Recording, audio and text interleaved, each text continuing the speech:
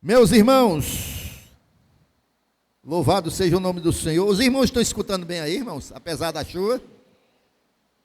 Glórias a Deus. Mas eu não reclamo de chuva não, viu, irmãos? Porque chuva é bênção de Deus.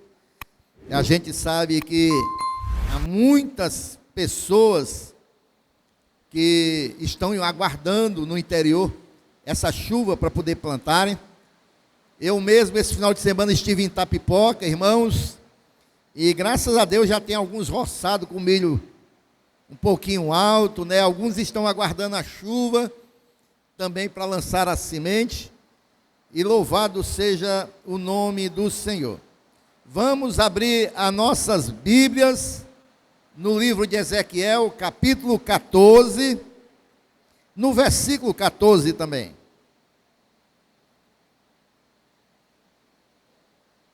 Não, vamos ver o versículo 13, um versículo antes.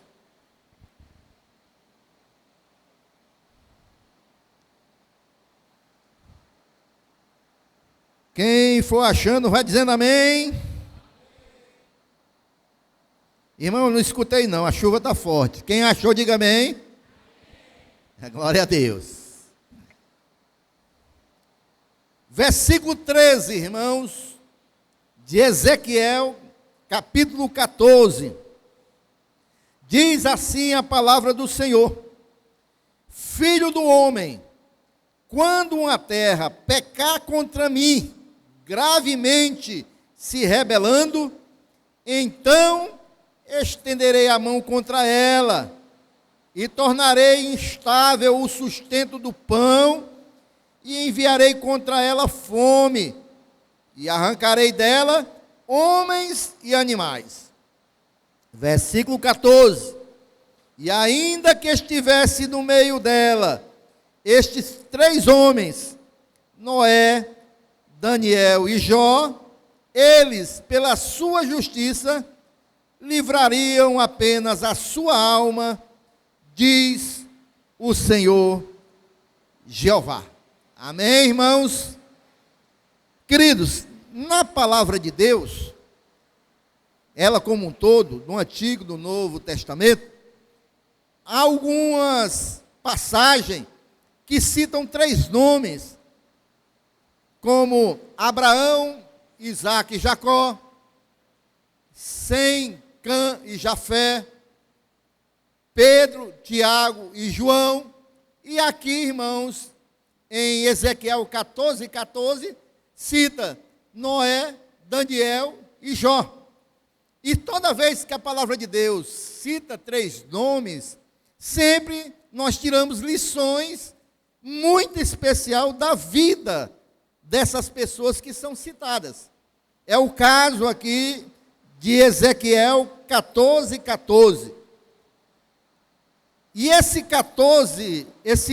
capítulo 14 de Ezequiel, irmãos, como nós vimos no versículo 13, Deus está fazendo uma grave advertência, porque, irmãos, todo esse capítulo 14, Deus está repreendendo Israel, porque Israel estava mais uma vez, irmãos, distante de Deus.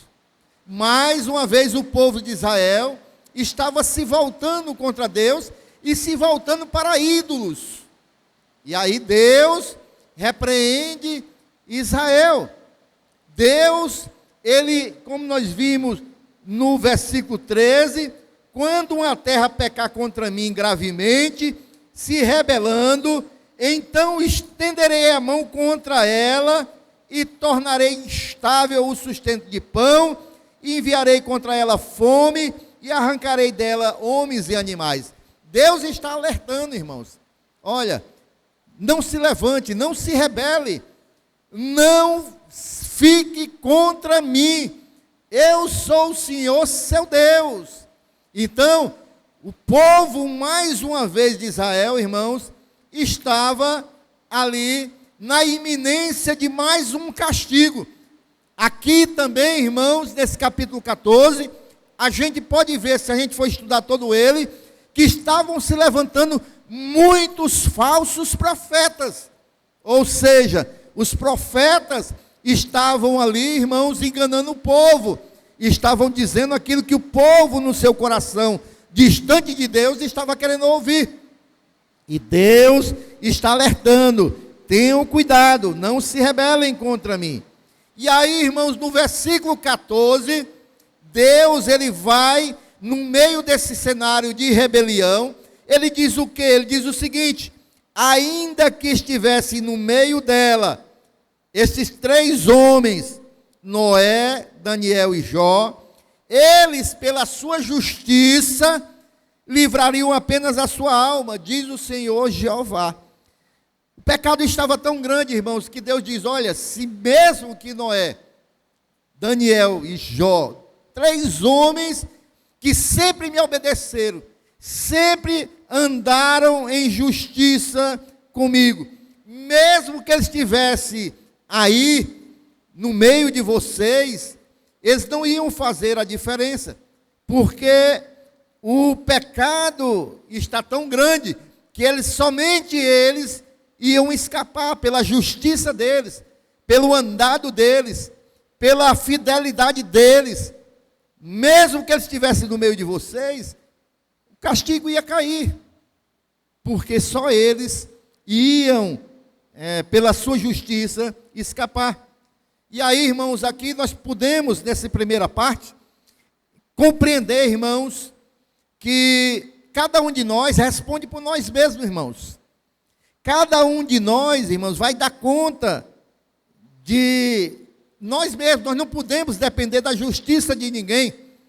Nós não podemos, irmãos, acreditar que a justiça do outro vai cair sobre mim. Não, irmãos. Cada um de nós vamos responder por nós mesmos. Amém, irmãos? Mas, irmãos, no entanto, nós podemos aprender com Daniel, com Noé e com Jó, que cada um deles era um homem de justiça, cada um deles, irmãos, superaram adversidades e se manteram fiéis a Deus. E nós, ao olhar para a vida desses homens, nós podemos espelhar nas nossas vidas a vida deles e ter como exemplo para nós, para a nossa caminhada. Lógico, irmãos, que esses homens não foram perfeitos. Eles tiveram erros, tiveram falhas, mas, irmãos, eles confiaram em Deus, e mesmo diante da dificuldade, eles perseveraram em fé e venceram as adversidades da vida, e até hoje, irmãos, eles são citados, porque eles foram justos e andaram em fé diante de Deus. Amém? Vocês estão compreendendo aí, irmãos? Estão ouvindo direitinho? Glórias a Deus. Esses homens, irmãos, eles se manteram firmes diante dos princípios de Deus, mesmo quando todos ao redor deles se desviaram, irmãos.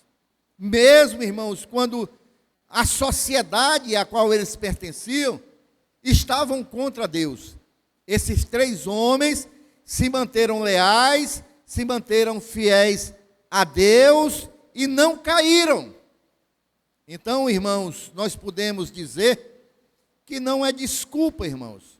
Se nós vivemos numa era mal, se o mundo vai mal, se a sociedade vai mal, nós, como igreja do Senhor, irmãos, nós temos a capacidade e podemos viver em justiça, podemos viver leais a Deus, mesmo em meio a essa sociedade tão perversa que aí está. Nós podemos nos manter fiéis ao Senhor. Amém, meus irmãos? Então, irmãos, eu quero ver esses 3 homens, esse texto, com vocês aqui esta noite. Nós vamos ver esses 3 homens em 3, irmãos, dimensões. A primeira dimensão que nós vamos ver desses 3 homens é a histórica. Depois nós vamos ver a dimensão teológica, e nós vamos ver esses 3 homens, irmãos, na dimensão escatológica ou profética. Tá certo? nós, irmãos, aqui da igreja, eu tenho percebido que nesses últimos dias, tanto nos louvores como nós vimos aqui esta noite, como nas pregações, irmãos, nós estamos falando muito na vinda do Senhor Jesus. Eu tenho percebido que a igreja, ela está se alertando muito para a vinda do Senhor Jesus. Então nós vamos ver também esses três homens nesta ótica, a ótica escatológica. Porque quando a gente fala na ótica escatológica, a escatologia, irmãos, é o estudo das últimas coisas. Quando a gente começa a estudar aquilo que nos mostra que a vinda de Jesus está próxima. Então vamos lá, irmãos. Primeiro, a dimensão histórica. Preste atenção aqui para mim esta noite. A dimensão histórica, porque esses três homens, eles fazem parte da história do povo de Deus e fazem parte da história do povo de Israel e do povo como um todo, do mundo como um todo. Primeiro, Noé. Noé, todo mundo conhece a história de Noé. Ele é conhecido, irmãos, porque ele viveu no tempo em que ocorreu o dilúvio na terra. Então, a gente sabe que Noé, ele sobreviveu, ele e a sua família, porque ele era um homem justo, o pecado sobre a terra estava demais, e Deus envia ali um juízo, e manda água sobre toda a terra, e escapa somente a família de Noé. Então, primeiro personagem Noé, na dimensão histórica, ele viveu na época do dilúvio. O segundo personagem, irmãos, Daniel, ele viveu na época do cativeiro, quando Israel é levado cativo como escravo para a Babilônia. E ali, irmãos, Daniel, ele se manteve fiel a Deus, mesmo vivendo no meio onde a idolatria reinava, onde o ocultismo reinava. Daniel era um jovem, alguns historiadores dizem que ele tinha uns 17 anos, mas ele permaneceu fiel a Deus, mesmo vivendo numa terra distante, numa religião diferente da sua, numa cultura diferente da sua, ele se manteve fiel a Deus. Os irmãos estão compreendendo até aí, irmãos? Eu estou achando que os irmãos não estão me escutando direito, mas fique aí concentrado, tá bom?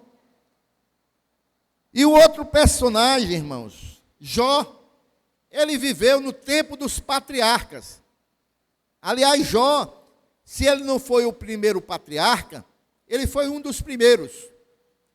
E Jó, irmãos, ele viveu num período, irmãos, muito difícil para a sua vida, porque ele triunfou sobre as mais terríveis adversidades. Inclusive, o presbítero Ednardo pregou aqui domingo passado sobre ele, porque Jó, irmãos, ele venceu, irmãos, as adversidades que vieram sobre o seu corpo, sobre a sua alma e sobre o seu espírito. Nós sabemos muito bem a luta que Jó passou. Amém? Então vejam bem, irmãos, esses homens, irmãos, eles viveram nessas épocas.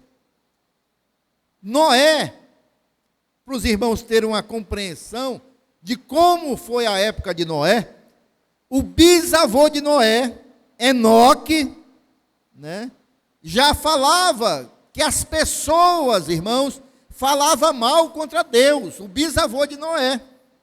Veja aí o livro de Judas, o versículo 14 e 15, porque o livro de Judas só tem um capítulo, né? Então vamos ver os versículos 14 e 15. E destes profetizou também Enoque.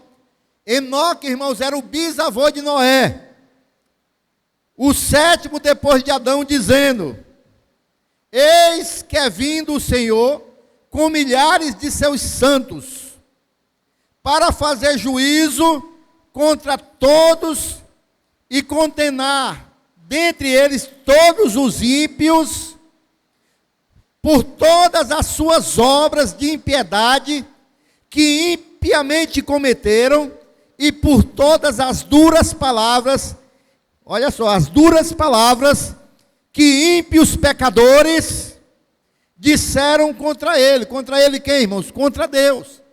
Então, no tempo de Enoque, bisavô de Noé, os ímpios, as pessoas maus da terra, já falavam palavras duras contra Deus, palavras más contra Deus, já falavam, irmãos, impropérios contra Deus. É como nós temos visto nos nossos dias. Muitas pessoas têm perdido o temor a Deus. Aliás, irmãos, pessoas que não têm nenhum temor a Deus. Pessoas, irmãos, que se voltam contra Deus, desafiam Deus, falam palavrões contra Deus, porque também não temem a Deus. Noé, irmãos, era um homem que num tempo em que a maldade humana se multiplicava, a maldade humana, irmão, estava sobre toda a face da terra, e aí, irmãos, há um ponto de Deus olhar e dizer: não, eu vou dar um fim na criação e vou recomeçar. Aí Noé, ele achou graça diante de Deus, e pelo fato dele ser um varão justo e reto, a gente pode ver isso em Gênesis capítulo 6, do versículo 8 ao 9. Noé, porém, achou graça aos olhos do Senhor. Estas são as gerações de Noé. Noé era varão justo e reto em suas gerações. E Noé fazia o que, irmãos? Andava com Deus. Então, irmãos, Noé, ele viveu nesse período de uma sociedade corrompida, de uma sociedade que não temia Deus, e de uma sociedade, irmãos, que verdadeiramente se voltava contra Deus. Os irmãos já notaram, irmãos, que nós estamos vivendo uma geração parecida com essa? Alguns anos atrás, irmãos, eu não sei qual foi o ano, mas foi antes da pandemia. Uma escola de samba lá do Rio de Janeiro, não sei se o irmão se lembra, fez uma encenação. Satanás arrastando Jesus Cristo pela avenida, quem se lembra? E depois dali, irmãos, o que é que nós temos passado nesses anos? Depois dali veio a Covid, depois dali, irmãos, veio tudo que não presta sobre a sociedade, irmão. Porque uma sociedade, quando não teme a Deus, irmãos, Deus, ele manda juízo contra essa sociedade. E ali, irmãos, depois daquele momento ali, e vários outros momentos, em que a nossa sociedade tem desafiado a Deus, e nós estamos vivendo um tempo assim, e é por isso que eu creio, irmãos, que já está próximo a vinda do Senhor Jesus. Esse é um sinal que está próximo à vinda do Senhor Jesus. A palavra de Deus, irmãos, diz que quando a violência se multiplicar sobre a terra, e é isso que nós temos visto.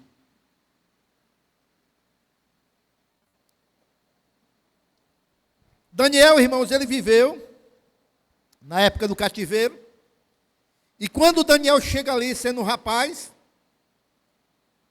ele foi separado junto com os seus 3 amigos, Sadraque, Mesague e Abidnego, e ali eles foram separados para uma escola que o rei Nabucodonosor havia preparado para treinar aqueles homens que vinham como escravos para servirem ao rei. E dentro ali da escola, da preparação, começaram a oferecer alimentos aos prisioneiros, e Daniel, ele teve o discernimento de não se alimentar daquele alimento que estava sendo colocado, das carnes, porque poderiam ser carnes que eram oferecidas aos ídolos, carne que tinha maldição sobre elas, e ele preferiu não se contaminar, e ficou comendo só legumes e verduras, para não se contaminar. Então,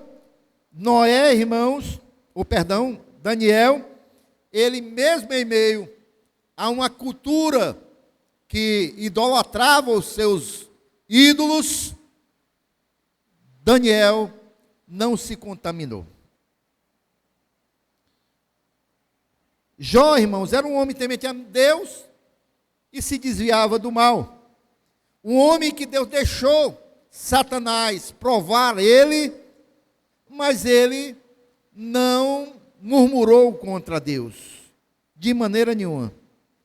Mas o fato principal, ou mais conhecido, irmãos, é que ele tinha perseverança na sua fé em Deus, mesmo diante das provações, mesmo diante das lutas, mesmo diante das dificuldades que ele estava passando. E no final, irmãos, ele sai vitorioso. Então, na dimensão histórica, irmãos, esses três homens eram esses. Viveram em três sociedades que, de alguma maneira, estavam se voltando contra Deus. Na dimensão teológica, irmãos, vendo a visão de Deus, nós podemos ver, irmãos, que Noé, Deus na vida de Noé, era um Deus, irmãos, que julgava e salvava. É o mesmo Deus também da nossa geração. Noé, irmãos, mesmo em meio a uma sociedade corrompida, Noé, irmãos, ele anunciava, irmãos, o julgamento de Deus. E as pessoas não acreditavam, irmãos. As pessoas continuavam nos seus pecados. Não é diferente, irmãos, de hoje. As igrejas estão anunciando, irmãos, que a vinda de Jesus está próxima. Mas tem muitas pessoas ainda brincando com isso. Noé, irmãos, ele anunciava. E Noé, irmãos, enquanto o juízo de Deus não chegava, ele estava preparando a arca de Deus. Ele estava cumprindo a palavra que Deus tinha dito, estava obedecendo a palavra de Deus. Ele estava preparando uma arca para quando viesse o julgamento de Deus. A arca nos nossos dias, irmãos, é a igreja, irmãos. É a igreja. Enquanto Jesus não voltar, irmãos, assim como Noé, nós devemos anunciar a vinda do Senhor Jesus e nós devemos estar nos preparando a nós e a nossa família, porque chegará um dia, irmãos, que o Senhor vai voltar e só vai escapar aqueles que estiverem na arca de Deus, que é a sua igreja. Quantos estão se preparando para a vinda do Senhor Jesus? Nós estamos, irmãos, na arca de Deus. Nessa dimensão teológica, o Deus do tempo de Noé é o mesmo Deus de hoje. É um Deus, irmãos, que julga, mas é um Deus que salva. Aqueles que estavam na arca se salvaram. Aqueles que vão estar na igreja vão se salvar. Deus vai julgar, irmãos. Deus vai vir com juízo a próxima vez que ele vier sobre a terra. E só vai se salvar aqueles que estiverem na arca. Amém, irmãos? E já começou a chover, viu? A nossa arca vai ser diferente, né? A nossa arca não vai ser mais, o juízo que Deus vai mandar não vai ser mais de água sobre a terra, né? Ele fez uma aliança com Noé que não ia mais castigar a humanidade com o dilúvio. Tanto é que a gente vê o arco-íris como aliança que Deus fez com Noé, que não acabaria mais a terra com água. Mas ele vai vir sim para julgar a terra. E na vida de Daniel, irmãos, a gente pode ver na dimensão escatológica que o Deus de Daniel também é um Deus dos nossos tempos, que é o Deus que protege e que faz milagre. Porque na vida de Daniel, irmãos, Deus, ele protegeu Daniel e fez milagres na vida de Daniel. É o mesmo Deus do nosso tempo, é o mesmo Deus que tem cuidado da tua vida e da minha vida. Você crê que Deus é um Deus que faz milagre? Você crê que Deus é um Deus que protege, irmãos? Porque Deus protegeu Daniel. Daniel, irmãos, quando foi lançado na cova dos leões, Deus fez um grande milagre. Deus fez aqueles leões que estavam famintos, irmãos, ali, jejuarem, irmãos. Eles jejuaram.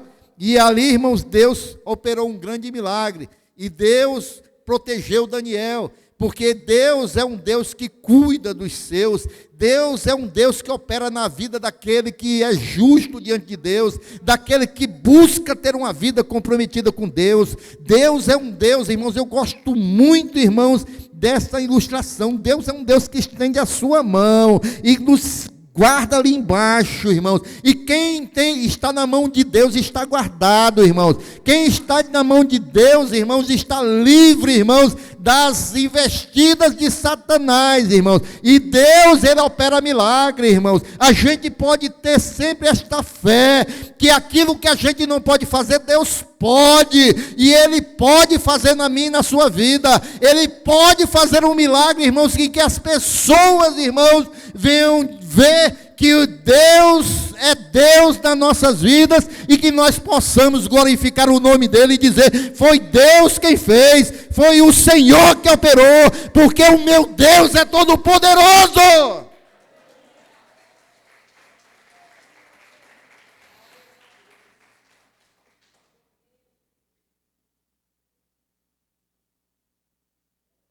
A chuva é boa, irmãos, mas a voz do pastor, viu? Vou dizer, viu? Estava pregando mais alto para os irmãos ouvir, mas vai dar certo. E na dimensão teológica, irmãos, na vida de Jó, esse Deus da vida de Jó é o mesmo Deus também dos nossos dias. Quando a gente vê Deus operando na vida de Jó, a gente vê que ali, irmãos, é um Deus que restaura a vida da pessoa e recompensa. Porque foi isso que Deus fez na vida de Jó. Deus restaurou completamente a vida de Jó, irmãos. Ele tinha perdido tudo, saúde, família, bens. Deus restaurou a vida dele e recompensou ele 2 vezes mais do que aquilo que ele tinha anteriormente. Então, o nosso Deus, irmão, na dimensão teológica, na dimensão teológica, é o mesmo Deus. É um Deus que restaura, irmãos. E nós devemos ter essa fé, que Deus que operou na vida de Jó, é o Deus que pode operar nas nossas vidas. Ele pode restaurar, Ele pode curar, Ele pode libertar aquilo que está aparentemente acabado, aquilo que aparentemente não tem mais jeito. Deus dá jeito, sim, irmãos. Aquilo que aos olhos naturais a gente não pode fazer, Deus pode fazer. Porque Ele fez na vida de Jó, irmãos. E Ele faz na minha e na sua vida, amém? Então nós vimos, irmãos, na dimensão histórica, nós vimos agora na dimensão teológica, e agora nós vamos ver aqui, irmãos, na dimensão escatológica ou profética. Como eu falei, a gente tem falado muito sobre a proximidade da vinda de Jesus. E esses 3 homens, irmãos, eles aparecem juntos aqui nesse texto, justamente, irmãos, porque esses 3 homens aqui também apontam para os últimos dias, para os dias que nós estamos vivendo. Esses últimos dias, irmãos, que precederão a vinda de Cristo. A vida desses homens apontam para esses dias. Por quê, pastor? Porque Jesus, ele disse, lá em Mateus 24, a partir do versículo 36, ele disse que quando estaria próximo à sua vinda, seria como os dias de Noé. Olha aí, Noé. Então, Noé está apontando para a vinda de Jesus. Porém, daquele dia e hora, ninguém sabe, nem os anjos do céu, nem o Filho, mas unicamente o Pai, meu Pai. E como foi nos dias de Noé, assim será também a vinda do Filho do Homem. Porquanto, assim como nos dias anteriores ao dilúvio, comiam, bebiam, casavam e davam-se em casamento, até ao dia em que Noé entrou na arca, e então perceberam, até que veio o dilúvio, e não perceberam, até que veio o dilúvio e os levou a todos. Assim será também a vinda do Filho do Homem. Então, irmãos, assim como foi nos dias de Noé, e ele diz aqui que as pessoas comiam, bebiam, casavam e davam em casamento, não é errado comer, nem beber, nem se dar em casamento, mas o que o texto está querendo nos mostrar, irmãos, que nos últimos dias haverá dois tipos de pessoas. Aquelas pessoas que vão estar preocupadas só com o seu dia a dia, aquelas pessoas que vão estar preocupadas só com as coisas dessa terra. Aqui quer dizer que as pessoas estavam ali na sua rotina normal, comiam, bebiam, casavam, se preparavam para estar só aqui, até que veio o dilúvio. Ou seja, pessoas que não se prepararam para o dilúvio, pessoas que não estavam ligadas, sintonizadas para aquilo que viria, porque estavam preocupadas só com as coisas dessa terra. Então, quando estiver próximo à vinda de Jesus, também será assim, irmãos. As pessoas terão, algumas pessoas, duas classes de pessoas, uma classe vai estar preocupada só com as coisas dessa terra, mas vai ter a outra classe de pessoas, que vão ser as pessoas que vão estar se preparando para a vinda do Senhor Jesus. Porque nos tempos de Noé, Noé e a sua casa, a sua família, estavam se preparando, estavam aguardando até Jesus, o Senhor, mandar chuva. Então, irmãos, nos últimos dias, próximo da vinda de Jesus, haverá pessoas, irmãos, que estarão envolvidas só com as coisas dessa terra. Pessoas só pensando em ganhar dinheiro, pessoas só pensando em adquirir bens, pessoas só pensando em vaidade, pessoas só pensando, irmãos, em se tornar conhecido, pessoas só pensando, irmãos, na sua própria vida, mas não está, irmãos, se preocupando com a sua vida espiritual. E, por outro lado, irmãos, haverá aqueles que estarão cuidando das coisas que Deus tem lhe dado, trabalhando, vivendo a sua vida ali na sociedade, mas vão estar, irmãos, também sintonizados, ligados com Deus, ligados com as promessas do Senhor, aguardando a vinda do Senhor Jesus. E eu creio, irmãos, que essas pessoas estão aqui esta noite, amém ou não amém? Estarão se preparando, vendo os sinais, estarão ligados. Olha, eu estou aqui cuidando da minha família, eu estou trabalhando, eu estou cuidando dos meus negócios, mas eu sei que a qualquer momento a trombeta vai soar e tudo vai ficar, e eu vou para um lugar muito melhor, porque Jesus vai vir para buscar a sua igreja. Amém?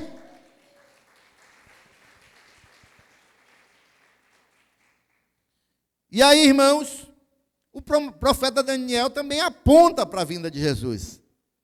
Por quê, pastor? Porque Daniel, irmãos, ele é conhecido, o livro de Daniel, como o Apocalipse do Antigo Testamento.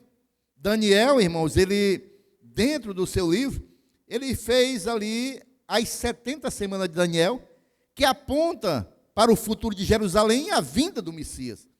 É um cálculo, né, que as pessoas fazem, que vai aproximar, porque, como nós vimos, ninguém sabe o dia que Jesus vai vir.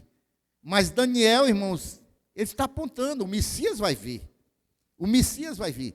E Daniel também, quando a gente lê o livro de Daniel, esse livro profético, também aponta para as últimas coisas. Aponta para a vinda do Messias. E quando a gente vê, irmãos, o capítulo 5 de Tiago, que fala com relação à vinda do Senhor Jesus Cristo, a gente vai ver ali o nome de Jó.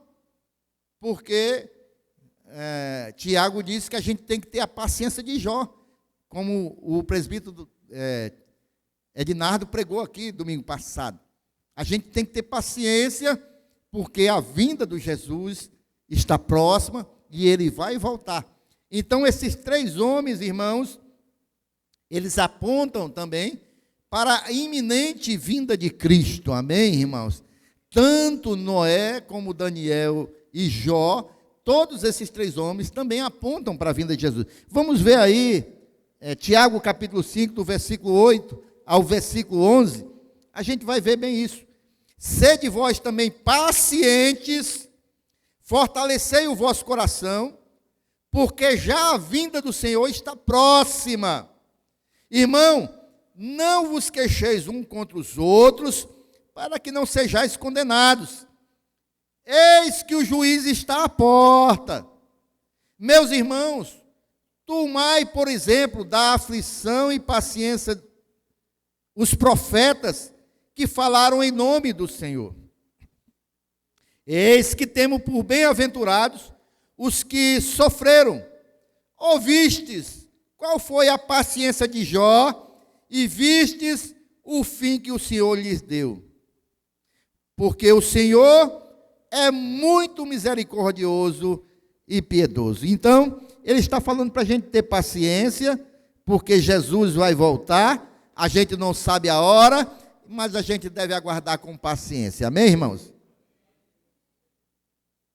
Também essa semana, o diácono Eduardo falou sobre isso. Muitas pessoas dizem, desde pequeno, a gente escuta dizer que Jesus vai voltar e ele não volta. Né? Mas aí, Eduardo viu um texto que está lá em 1 Pedro, que diz que um ano para o Senhor é como 1000 anos.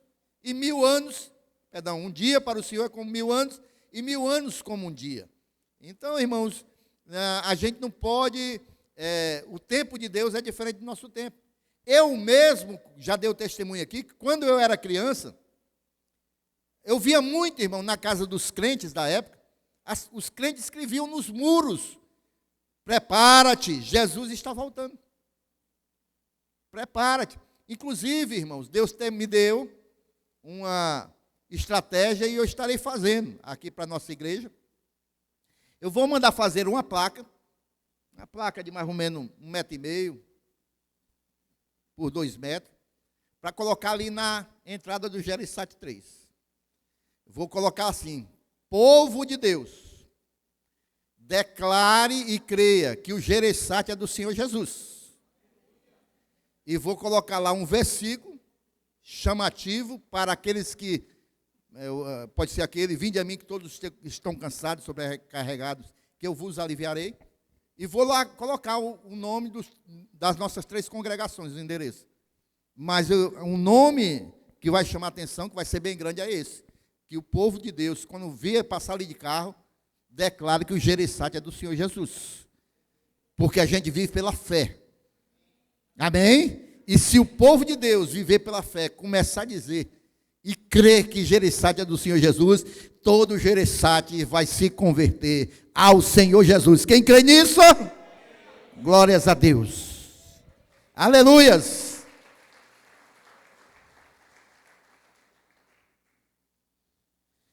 Então, irmãos, esses 3 nomes apontam para a vinda de Jesus. E na época em que esses 3 homens viveram, irmãos, também aconteceu 3 grandes ataques opressores de Satanás. A gente pode ver muito bem, irmãos, que nos tempos de Noé houve um ataque muito grande contra a sociedade. Toda a sociedade se corrompeu.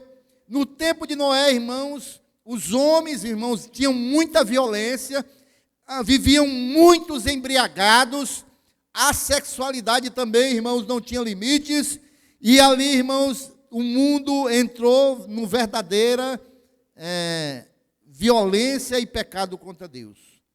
Então, queridos, nesse período aqui, irmãos, Deus, ele olhou e disse assim: não é possível que aquele homem que eu criei se tornou nisso, um matando ao outro. Irmãos, na nossa época, está terrível. Eu estive em Itapipoca agora, e nós tivemos a notícia de um jovem que é lá da região da família da Rosinha, mas que esse final de semana foi morto lá em Uruburetama. Essa questão desses jovens que se envolvem com aquilo que não presta, irmãos. E a gente tem que orar muito pela nossa juventude e a nossa mocidade, irmãos. Porque, queridos, onde essa droga chega, irmãos, ela acaba com tudo. Ela destrói tudo. E um jovem lá, irmão, não tinha nem 18 anos. Nem 18 anos. Ele estava já ameaçado lá pelo povo de Uruburetama, uma outra cidade. E ele decidiu ir lá, nessa cidade, mesmo sendo ameaçado. Os caras pegaram ele, irmãos, não é porque mataram, mas é a crueldade humana, irmãos, no ato. Porque primeiro, irmãos, bateram tanto nesse jovem, quebraram perna, agrediram tanto, irmão, é tanta violência, tanto a maldade no coração do ser humano, irmão.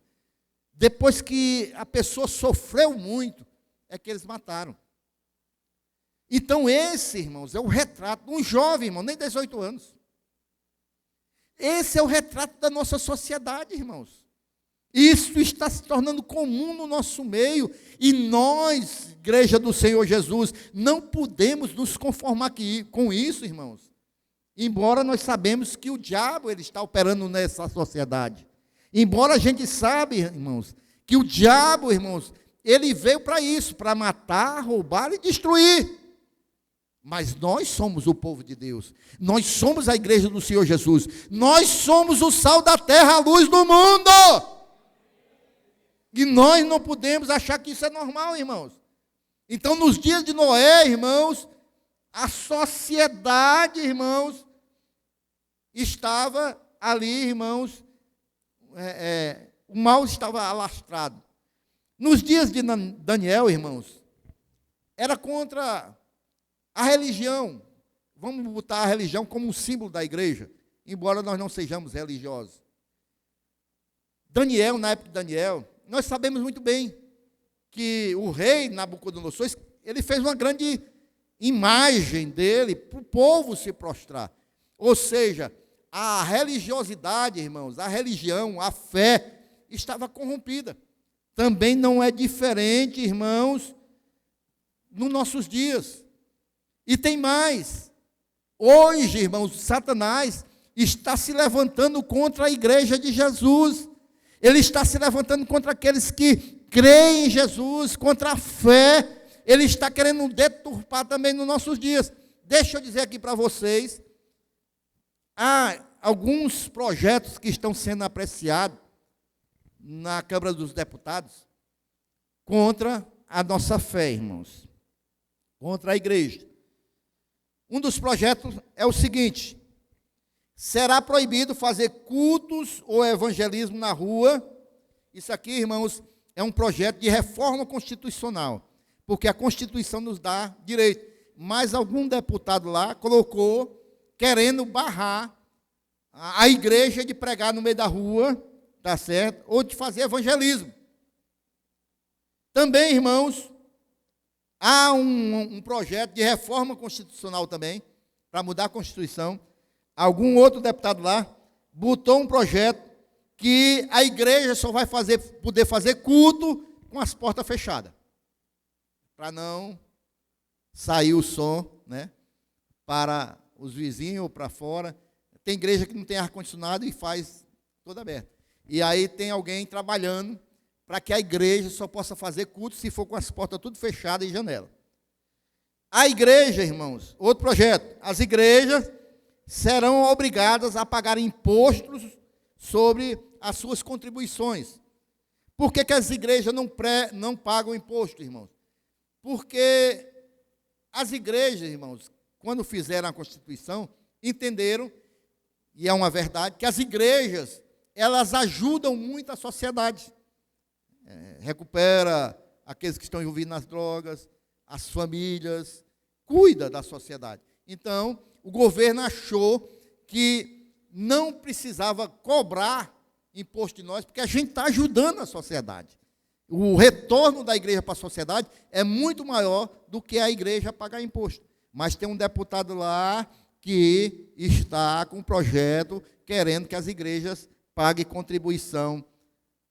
Também há um outro projeto, irmãos. Nós estamos falando que o diabo está vindo contra a igreja, amém? E isso aqui, irmãos, é ação do diabo.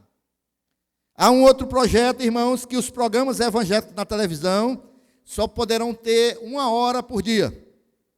Qualquer programa evangélico só pode ter 1 hora por dia. O pastor só vai poder fazer programa de televisão se ele tiver a faculdade de jornalismo. É outro projeto, justamente para obrigar aos pastores a não fazerem programa, porque não vão ter curso de jornalismo. Outro projeto, irmãos, esse aqui é incrível. Será considerado crime pregar sobre espiritismo, feitiçaria e idolatria. Se você pregar contra a idolatria, você vai estar cometendo um crime. E também veicular mensagens sobre isso aqui no rádio, na televisão, nos jornais e na internet. E sobre essas práticas aqui contrárias à palavra de Deus, eles estão querendo proibir da igreja pregar contra aquilo que é contrário à palavra de Deus. Eu mesmo aqui já estaria cometendo um crime se essa lei estivesse em vigor, porque eu estou falando da idolatria do povo de Israel lá, do Nabucodonosor construiu um ídolo e queria que as pessoas idolatrassem. E isso aí deturpa a fé. Eu já estaria aqui sujeito a crime, porque eu estou pregando contra a idolatria. Os irmãos estão compreendendo, irmãos?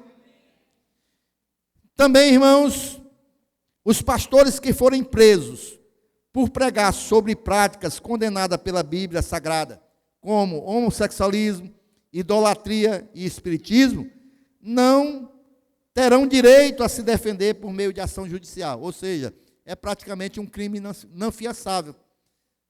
E é outro projeto. E também há outro projeto, irmãos, para concluir, que as igrejas que não realizarem casamento de homem com homem, mulher com mulher, estarão fazendo discriminação e poderão ser multadas e os pastores processados. É outro projeto. Também há um outro projeto, irmãos, que querem que o dia do orgulho gay seja oficializado em todas as cidades brasileiras. Irmãos, nós como igreja do Senhor, do mesmo jeito que Daniel, a sua época, estava sendo atacado, a fé, nós também estamos sendo nos nossos dias, irmãos. E nós devemos orar muito pela nossa nação, devemos orar muito pela igreja, irmãos, apesar que nós sabemos, a diaconisa Esther também falou aqui, nós já estamos, irmãos, o espírito do anticristo já está no mundo. O espírito do anticristo, irmãos, ele vai se levantar contra tudo aquilo que é de Deus e de Deus. Isso aqui é o espírito do anticristo que está operando lá na Casa Legislativa, nossa maior Casa Legislativa, que é a Casa Federal. Amém, irmãos? E também, irmãos, nos dias de Jó, houve um grande ataque contra a família, inclusive Jó, ele perdeu toda a sua família, e nos nossos dias também está sendo aí construído um grande ataque contra a família. Isso são sinal dos últimos dias, amém, irmãos? Os irmãos estão compreendendo, irmãos? Nos tempos de Noé, a sociedade foi atacada, nos nossos dias também. Nos tempos de Daniel, a fé foi atacada, nos nossos dias também. E nos tempos de Jó, a família foi atacada, e nos nossos dias também está sendo atacada. Para os irmãos terem uma ideia, hoje há mais de 120, diga 120, projetos também, tramitando no Congresso, contra a família e os valores cristãos. 120, isso é, irmãos, essa estatística aqui eu tirei de 2019. Hoje já deve ter muito mais projetos contra a família e os valores cristãos. E os projetos que estão lá, irmãos, inclui aborto, inclui ideologia de gênero, desconfiguração da família tradicional, e também tem até projeto de pedofilia, irmãos. E esse aqui eu vou falar do deputado do Partido Comunista do Brasil, Orlando Silva, que é inclusive o relator aí que estão querendo aí censurar as redes sociais. Ele também é o relator. Esse Orlando Silva, irmãos, ele colocou um projeto, é novo esse aqui, se não me falha a memória, é de 2022. Ele disse que tem que acabar esse negócio de colocar dificuldade na família. O pai pode casar com a filha com o pai, a sobrinha com o tio. É isso, irmãos. Está entendendo, irmãos? É um incesto, ele está defendendo um incesto, porque o incesto é quando é parente contra parente. Os irmãos estão compreendendo que nível está o ataque contra a família por Satanás, usando os poderes constituídos da nação, das leis. Irmãos, e quando Satanás, irmãos, ele começa a operar para trabalhar em toda uma nação, irmãos, queridos, a gente tem que orar muito. Então, irmãos, esses são os grandes sinais, irmãos, da vinda do Senhor Jesus Cristo. É uma guerra contra a sociedade. Nós estamos vivendo uma guerra de violência, de drogas, de terrorismo na nossa sociedade. Nós estamos vivendo uma guerra contra a igreja, porque além de todos esses projetos malignos, dentro da igreja mesmo está surgindo as heresias, a apostasia, as misturas, tudo isso Satanás tem trabalhado. E também há uma guerra contra a família, irmãos, porque o inimigo tem trabalhado muito nos casamentos, há muitos divórcios, há também, irmãos, nos nossos dias, uma sensualidade desenfreada. Eu dei aqui, recentemente, irmãos, o que estava acontecendo no carnaval lá em Salvador, que uma revista, um jornal, estava ensinando as pessoas como terem relacionamentos sexuais no meio da brincadeira do carnaval, irmãos. Isso aqui, irmãos, é algo que está verdadeiramente... eu sei que muitos viram também um vídeo que circulou aí no carnaval, um camarada totalmente nu, irmãos, ele só tinha coberto, irmãos, enrolado numa fita vermelha, os seus órgãos genital. Quem viu esse vídeo? E o camarada desfilando lá, com um órgão genital, só o órgão genital coberto com a fita vermelha.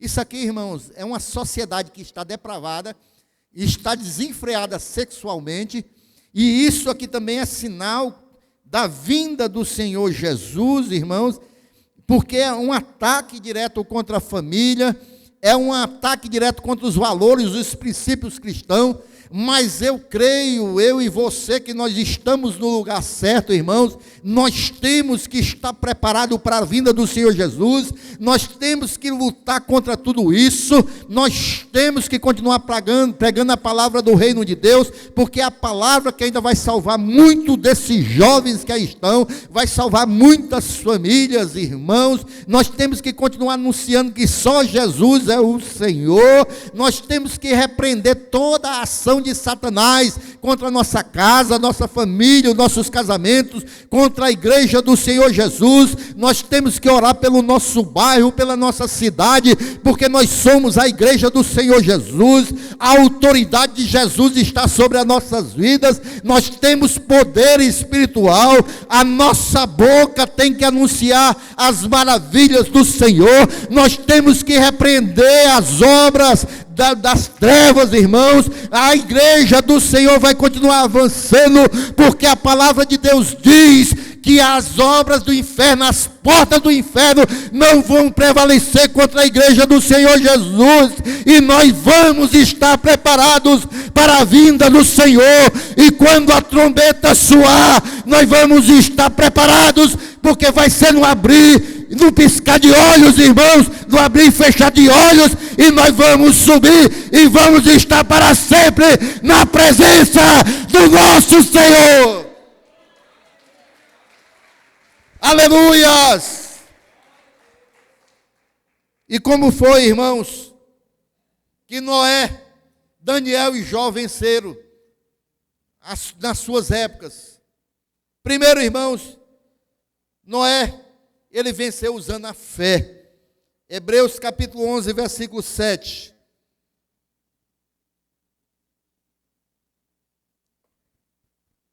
Se nós queremos vencer, irmãos, nós temos que usar a nossa fé. Vamos lá, igreja, 1, 2, 3.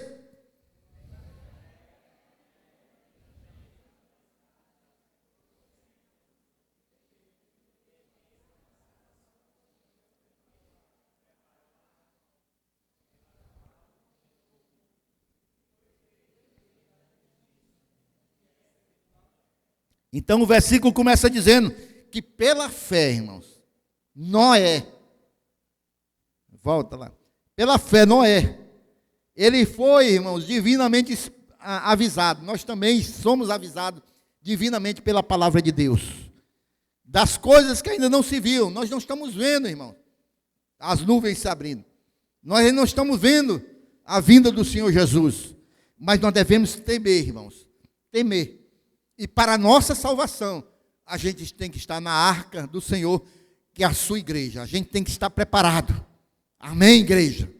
É pela fé. É pela fé, meus irmãos. A sociedade está do jeito que está, mas a gente anda pela fé. A gente crê nas Escrituras Sagradas. A gente escuta a voz do Espírito Santo de Deus. A gente anda pela fé, meus irmãos. Eu creio na vinda do Senhor Jesus. Quem crê aí, irmãos? Eu creio, irmãos, no arrebatamento da igreja. Eu creio, irmão, na salvação da alma. Eu creio que Jesus vem buscar a sua igreja. Eu creio que está próximo desse dia. Amém? A Sulamita, cadê a Sulamita? Está ali. Ela louvou aqui um hino, né? Daquilo que João tinha visto. A cidade santa, ela está sendo preparada. Sabe para quem, irmão? Para mim e para você. Quem vai comigo, diga eu vou. Glórias a Deus. Então, irmãos, Noé, ele venceu pela fé. A gente vai vencer pela fé, amém? Também, irmãos, e tem mais, viu? Noé, ele fez a arca num tempo que não chovia, viu? Também, irmãos, Jó, ele viveu pela esperança. Porque Jó, irmãos, ele dizia o seguinte, né? Eu sei que um dia o meu Redentor, ele vai se levantar e vai me salvar. Já Daniel, irmãos, ele viveu ali, irmãos, pelo amor e pela oração. A gente pode ver muito bem isso, irmão, lá em Daniel 10, 19, que o Senhor aparece para ele e diz assim, Daniel, você é muito amado. E esse amor que Deus tinha por Daniel, ele transbordava por todos que estavam em volta dele, inclusive os inimigos dele, e ele venceu pelo amor. Tá certo? Então, queridos e amados irmãos, para a gente concluir, 1 Coríntios 13, 13, coloca aí. Esses homens venceram por isso aqui, irmãos, ó. 1 Coríntios 13, 13. Agora, pois, permanece a fé, a esperança e o amor. Esses três, mas o maior desses três é o amor. A fé que Noé tinha, a esperança que Jó tinha e o amor que Daniel tinha. Então, nós vamos vencer pela fé, pela esperança e pelo amor. A igreja do Senhor Jesus, ela vai vencer, irmãos, pela fé, tendo muita esperança. Não perca a sua esperança, irmão. Quando a gente fala nessa sociedade, parece que dá vontade da gente perder a esperança, que não tem mais jeito, né? Mas não perca a sua esperança. Não perca, irmãos. Porque aquele que tem Cristo, ele tem sua esperança renovada. Aquele que tem fé, irmãos, ele vai ter sempre motivos para caminhar. Aquele que tem amor, irmãos, ele vai vencer, vai superar pelo amor na sua vida, vai transbordar. Você crê nisso, meus irmãos? Você crê que a igreja do Senhor Jesus, ela está guardada, porque o Senhor é um Senhor que nos guarda no meio dessa sociedade, irmãos? Você crê nisso? Quem crê fica em pé e glorifica o Senhor Jesus esta noite.